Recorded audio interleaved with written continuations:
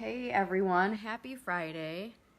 Ben just poked me right in the eye. You want to say hi? Hi. That's Benjamin. He just poked me right in the eye just 2 seconds ago. He said sorry, it's going to be all right. Anyway, I'm Amy Novakovich, Nova Wealth Management. This is Finance Friday. Okay, I got to get in the right mindset. Hey Ryan, how's it going? I just got poked in the eye. My son here just poked me in the eye. Hey Johnny. So he says sorry. Did you say sorry? Daddy. Okay, sorry. Anyway, I gotta get focused. Don't color on the couch, man. This is Finance Friday. This is the show where we transform your relationship with money by giving you the information that you need to grow and protect your wealth. And today we are not just talking to new couples. I know that was what the post said, but I really want to talk today about if you've ever had a financial argument with your spouse, what happens, why? Why does this happen? What happens afterwards, and how do we fix it? I want to talk about solutions today, not just the problem. Not just, oh, those are my notes, man. These are now my notes. You can see. I really want to give a shout out right now to all the stay-at-home moms. Holy cow. Seriously. I mean, no. Well, honey, you don't, hold on. You don't have pants on right now. Just wait, man. Just wait, dude. I know. Ryan, you can totally relate to me right now. So can you, David. What, Bubby? Let's go watch Coco. Come on. I put on a show for him. So if you've ever gotten in a financial argument with your spouse, why do you think this happens? First of all, one of the main reasons is that usually the two of you have a different idea about money. Eat your food. Okay? So how do we get you on the same page? What is the solution? What can we do?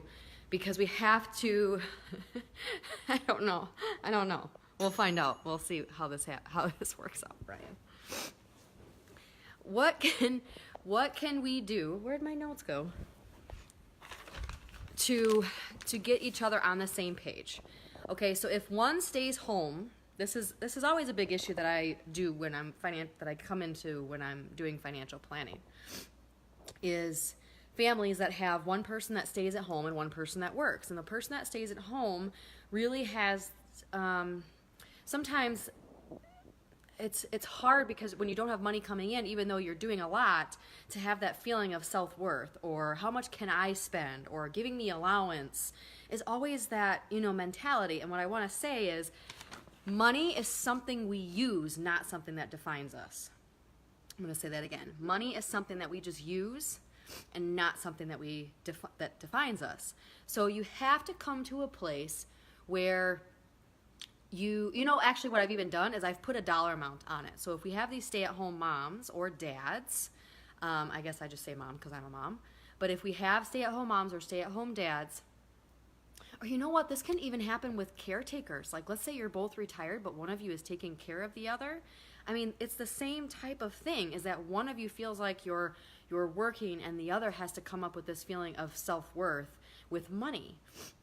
And if you put money in its place, like again, it's just something we use instead of something that defines us, you can start to change that mentality. And a lot of times what I do, at least when one person stays at home and the other is working, is put a dollar value to it if it really makes you feel better. If you really want to take into account how many hours do you really work and how much you do, how many jobs do you do in a day, right? So I'm juggling this task right now. I'm being a chef. I'm sure you heard the ding 2 minutes ago. So I'm being a chef, I am taking care of a child, and I'm working doing this live all at the same time. On top of trying to be a house cleaner, you're cleaning the house, you're trying to do all the chores. I mean, put a dollar value to it if it makes you feel better, if you really need to. And that way, you can see dollar-wise how much you contribute to the home. Not something you have to do, and I'm not by any means telling you to, if you both work, I'm not by any means telling you to say, oh, well, how much is laundry? Well, I do that. Oh, how much is, it's not a competition. We don't want to do competition. We just want to give you that feeling of worth, and it's tough when one person stays home and the other doesn't. Now, that's something that you can talk about if you're just getting into marriage. This is something that you can talk through actually before it happens. Say, look, if we have kids and one of us stays home, how would we put our priorities? How would we put our financial priorities? Would we have a joint bank account? Would we give ourselves a spending allotment?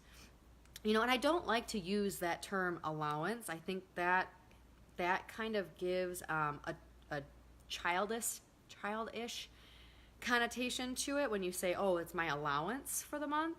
For those of you just joining, I'm talking about when one person stays home in the couple and the other is working. It's not good to say allowance, I have found. And this is just in my experience with a lot of couples. Allowance is kind of a dirty term. So what you could do is, instead of that, a lot of times I like to recommend, if money is really causing issues, because this is super important, guys. This is like the top 2 reasons of divorce, financial arguments. If you have separate bank accounts and the one person in the couple that is working, I'm trying not to just say mom or dad. If one of the two of you is working, just do an automatic transfer every month instead of like physically handing them money like an allowance. Just do an automatic transfer at the bank to the other bank account, like every month when the paycheck, or every 2 weeks when the paycheck hits even. Just a certain amount goes to this bank account. And actually, I've done that too. If one spouse is working, you can have them direct deposit the paycheck to 2 places. So if you have your direct deposit to your bank account, you can also have some of that direct deposit into the other's bank account. That way, again, it doesn't feel like you're having this conversation about allowance constantly and how much do I need to give you and you spent this and all this. Leave the blame at the door. The more planning ahead of time that you can do, the better. No one likes surprises, okay? So again, for all these new couples, man, no one likes surprises. You better talk about your credit. You better talk about your debt. And this is not a lecture. This is like a warning. Like you really should talk about, I'm moving around. Well, yeah, because I'm holding the phone. Is it annoying? Let's see what I can do. How's that, Tamara? If I just prop it up right here? No, that doesn't work. It's going to fall. I'll just try to hold still. So far I haven't been disturbed by the 2-year-old. Coco must be a winner. See, now you disturbed my train of thought. Hey, Jackie. Talking about solutions for couples, a lot of times couples get into arguments. Oh, that's where I was going, new couples. Couples get into arguments because they're placing the blame. And so the more planning that you can do, the better. If you get ahead of it and say, how much are we putting towards retirement, and commit to it? How much are we putting towards kids' college, and commit to it? Instead of doing just I know budget is such a dirty word. Do more of a routine. So I don't like to call a budget. I like to call it your financial routine. So instead of just saying like, oh, well, you spent over the allotted amount for budget, and placing blame on that, let's just try to put a routine in place. Okay, well, we definitely have to put this much towards retirement. We definitely have to put this much towards the kids' college. Man, I cannot talk. Maybe because I got jammed in the eye 2 minutes before I started this. For those of you just joining, I have a 2-year-old in the other bedroom, and he just poked me in the eye a couple minutes before I started this. If you have the financial routine of putting, put money away for food and groceries. Have a groceries account. And that way, again, you're not placing blame like, oh, you went to the grocery store and you spent $300 and we only allotted $250. Stop placing blame. Just put a certain amount in a groceries account, and when there's no more money in the groceries account, that's it. You're out of that money. So you're both responsible for watching it. These financial habits or a financial routine can really help because, again, no one likes surprises. And again, money is just something we use. It's not something that defines us. So find a way that works for both of you to use it. Another solution that I have is for communication issues. So if we talk about communication in marriage, oh man, I mean, that's really the root of it, right? We can't communicate necessarily. Instead of having a discussion, we're blaming or we're arguing. So what I have done is have you both write it down.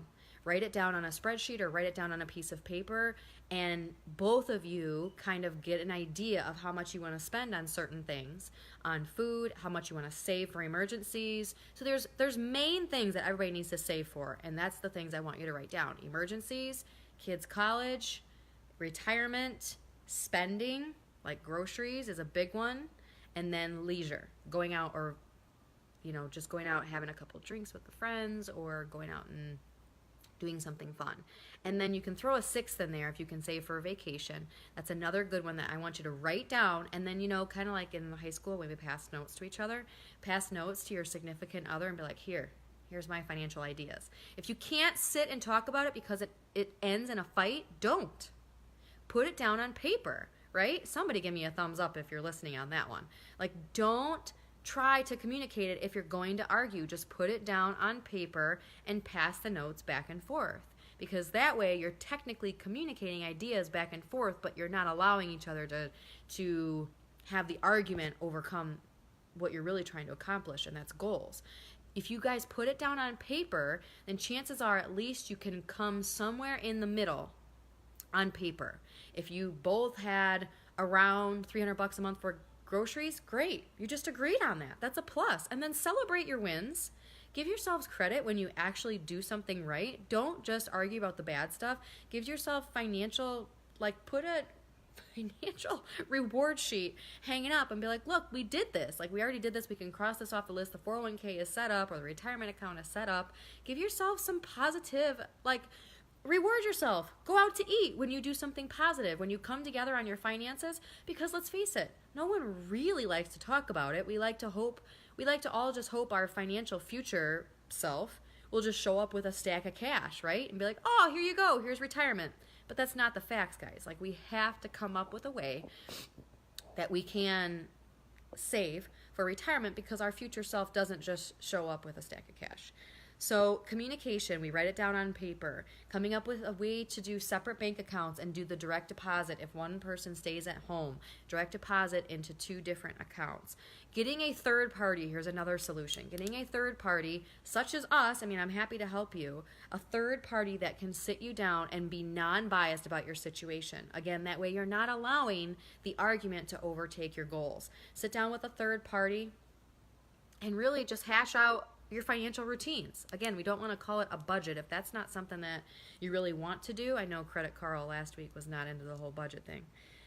Call it a financial routine. The most successful people in life have routines. Some of the most successful people in business, in life, that are happy, routines. Children thrive in routines. Everybody likes routine. Everybody likes to know, what to expect. They don't like surprises. So again, take out the surprises and you'll get along a lot better. Money, again, I just want to say this one more time, is something that we use, not something that defines you. So get that out of the way, that, oh, I make the money and you don't, or I take care of the kids and you don't, or I do most of the spending and you don't, or I do all the finances, I do all the bills and the budgeting and you don't. Keeping score is by far the quickest road to an argument. We want to avoid arguments. So going back to the ideas of writing down, trying to communicate that way, I want to go back to that for a second. I want you also to kind of write down the answers to some questions. And this is for the newlyweds out there, or the people that are considering getting married if you're engaged. Write down what your biggest fear with money is. Is it losing money in the market? Is it living paycheck to paycheck? Is it getting into debt? Hey, what's your biggest fear, your biggest worry that revolves around money? Write that down on your pieces of paper before you exchange them. Another one is, what are your top 3 priorities with your money? Maybe your number 1 priority is retirement. Maybe your number 2 is debt. Whatever it is, you both write down your top priorities and then exchange them. Writing down, if you can't talk about it, if it's going to end in an argument, is an easy way to get past this finance talk. I'll talk about the other talk. This is the finance talk. So we talk about, that's the other thing. I have one more note for you. So we talk about the guilt, or the placing value on your self-worth because either you do make or don't make money. Having separate bank accounts, having one joint spending bank account is always a solution, and I would highly suggest you try it if you really are arguing a ton about finances. Also, try the lack of communication is another issue. So, all you not married couples out there, the more you can air the laundry out before you get married, the better, the more successful you're going to be. I have this awesome, super impressive couple that I talk to a lot, and they just got married. And man, did they lay it all out. Like, one of them has a lot of debt and the other doesn't. And one of them is really, really good with money and finances and knows a lot about finance, and the other doesn't. And man, they prepared so well. I'm so impressed by them. Before they got married, they really talked about their priorities. And even if you're married, by the way, you can still do this. Like, there's always time to sit down and talk about your priorities of money. Like, again, this is just something we use. Don't let money intimidate you. Don't let your money trap you in your marriage. And don't let it trap you in a fight, an argument. Guys, it's just something we use, and we just have to figure out the habits that work for us. It's just like anything else. Just like working out with the kids. Come up with financial habits that work for both of you, and you might have to compromise a little bit, but as long as the ultimate goal is taken care of, which is like those 5 things that I talked about. Hey, Kristen, those 5 things that I talked about, the big ones: debt, retirement, kids, spending on leisure, food and groceries, and then the 6th one is like vacation, if you want to throw that in. But as long as you can write those down, hey Ed, and pass those papers, pass those notes. You don't have to communicate if it ends in an argument. Again, just write it down on paper. And chances are, then when you go for the 2nd round, you can come somewhere in the middle. And that way you get somewhere. And then reward yourself. Go out to eat. Hey, go out to eat and reward yourself for doing something really great. You're overcoming a financial obstacle. So reward yourself. I'm not talking about going on like an $8,000 vacation to Europe. I'm talking about reward yourself, go out to eat, and give yourself a high five, pat on the back that you guys got through something. The last one I want to talk about is the excuse of being busy. And if you're just about to get married, or you just got married, or even if you're just dating seriously, I feel like this is the excuse that I hear all the time. Like, we're just busy, especially like planning the wedding. Life doesn't just stop after you get married. It doesn't just get less busy. Then all of a sudden you have babies, and you have jobs, and you have moving, and you have decisions to make on something that breaks in the house, or life doesn't wait for you to just catch up. Like, this is something you just have to make a priority. Again, because it's your marriage we're talking about. This is huge. This is not something that we just take lightly. And if you can come to terms that money is just something we use, and it's just another thing, you just have to talk about the financial habits that work for you instead of what defines you. Money does not define you as a couple, and it does not define your future. It defines your arguments, for sure, but ultimately you have to come up with a way to talk about it. And if it's writing it down, if you're busy, use technology. There's so many apps, or text it. Text it to each other. Just come up with, okay, today our goal is we just want to come up with a food budget. That's it. Or a food routine. Let's not say the dirty word budget. Text it to each other. If you're too busy, text it out of the blue, not while you're driving. Maybe when you're doing some sort of other task. Maybe while you're, brushing your teeth. Text. Do something. You got to learn to multitask. If you're going to be too busy to talk about your finances that defines your arguments, then you're going to have arguments. So that's not a solution. We want solutions. Solutions is being time efficient with your time, texting, using technology, using apps so you can communicate. I had this one couple. Oh man, I'll have to ask her what this app that she was using. I'll post it in the comments. But it was an app where you could upload financial documents, and then you could just communicate. Like, there was a chat feature and everything. And if that's how you better communicate, because you can't blow up and have an emotional argument about it, then use that. But let's recap real quick. So we talked about the whole sense of worth. And one of my solutions for that, if one of you is working and the other is not, one of you brings in the money and the other is not, one of you saved and the other did not, you have to come up with a way to, and I'll give you some ideas here. Money does not define you. Money is just something you use. So if you really want to sit down and calculate how much are you really using, or how much are you really contributing, and put a dollar value to it, if that helps you, then do it. Don't just sit there and say, blame, you don't do this and you don't do that. And all this blame game just starts arguments. So a solution is to have separate bank accounts, or a solution is to sit down together. I don't know who's knocking on the door. Sit down together and just write out how much you're using, and really go over a statement and say how much you're using and how much that you contribute. If this putting a dollar value to it helps you, then do it. I'm not sure who is at my door. We're gonna find out. I'm pretty sure it's a neighbor kid. Yep. Hold on one second. Hey man, she'll be home in like an hour. Oh, okay. Thanks. Sorry guys. This is what happens when you're at home. But let's just to recap again. So I started on that. Ben I have a 2-year-old here. He totally ripped up my notes. But if you're dealing with this feeling of lack of worth financially, put a dollar value to everything that you're doing, if that makes you feel better. And then the second one is the communication, writing down the communication, using technology, and coming up with your financial routines. I need you to come up with your financial routines. There's several that are the main ones that you have to come up with, and I'll even break them down on Instagram this week. I'll break them out all throughout the weekend and through the week next week, the financial routines for each one. But we've got, main ones are retirement, children, debt is a big one, so come up with the financial routines to pay down debt. And if you need to get out of debt, we now have our courses released, and there's one that to get out of debt, there's a free debt webinar as well. You may have seen the ads on Facebook.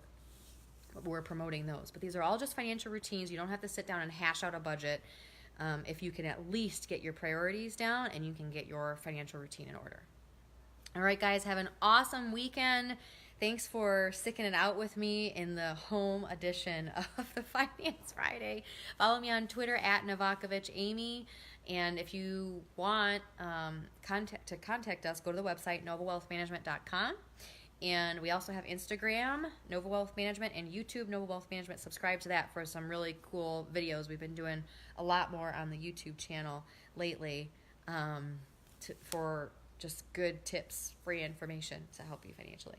All right, guys, have an awesome weekend, and we will see you next week.